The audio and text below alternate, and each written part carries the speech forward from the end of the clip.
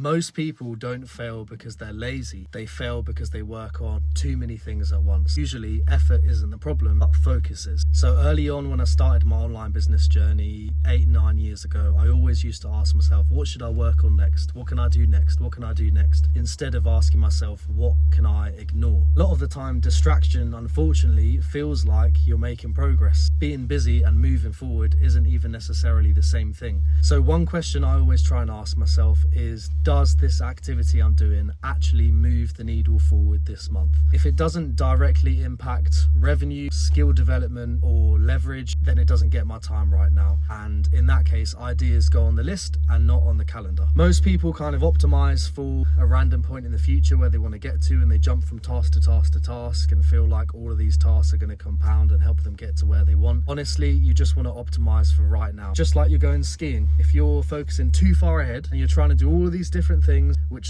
feel like they align with that goal that's miles ahead of you, and you're going down a ski slope, you're probably just going to crash into a tree or trip over a rock because you're focused too far ahead. Whereas you just focus on what's directly in front of you and what's the one thing that you need to move around, what's the one obstacle you need to get past today to get you closer to that goal. Before you know it, you're at the bottom of the hill, and hopefully you wouldn't have broken your neck on a tree.